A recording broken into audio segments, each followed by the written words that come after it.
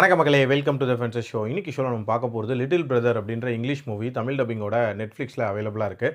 John Cena தான் இதில் lead character play பண்ணியிருக்காரு. தமிழில் வந்த மெய்யழகன் மாதிரி ஹாலிவுட்டில் ஒரு மெய்யழகன் எடுக்க முயற்சி பண்ணாங்கன்னா, அதுவும் அடல்ட் கண்டென்ட் நிறைஞ்ச ஒரு காமெடி கலந்து ஒரு மெய்யழகனை கொடுத்தாங்கன்னா எப்படி இருக்குமோ அதுதான் இந்த படத்தோட அவுட்கமாக வந்திருக்கு. கதைன்னு பார்த்தீங்கன்னா, நம்ம ஹீரோ ஒரு ரியல் எஸ்டேட் பிஸ்னஸ் பண்ணக்கூடிய ஒரு நபர் தன்னோட மனைவி மற்றும் 2 மகன்களோட ஒரு பீஸ்ஃபுல்லான லைஃப் வாழ்ந்துட்டு இருக்காரு.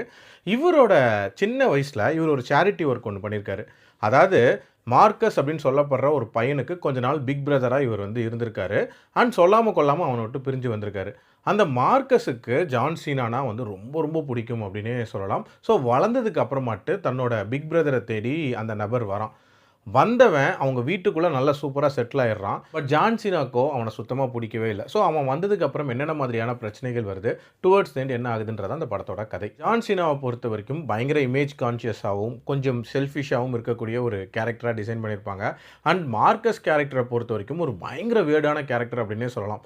நிறைய விஷயங்கள் பயங்கர அன்பிரடிக்டபுளாக இதில் பண்ணிகிட்டு இருப்பார். அண்ட் அவர் மூலமாக சின்ன சின்ன அடல்ட் காமெடிகள் அப்படின்றது இந்த படத்தில் ஒர்க் அவுட் ஆயிருந்துச்சு.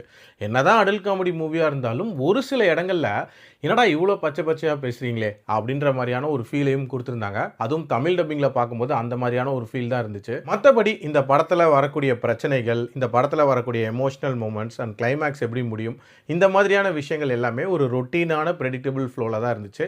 பெருசாக புதுமை அப்படின்றது எதுவுமே இல்லை. டைம் பாஸ்க்கு ஒரு அடல்ட் காமெடி படம் பார்க்கணும்னு நினச்சிங்கன்னா அதை ட்ரை பண்ணி பார்க்கலாம். என்னோட rating 2.7 out of 5. Very strictly for adults. மீண்டும் அடுத்த விமர்சனத்தில் சந்திக்கிறேன். நன்றி, வணக்கம்.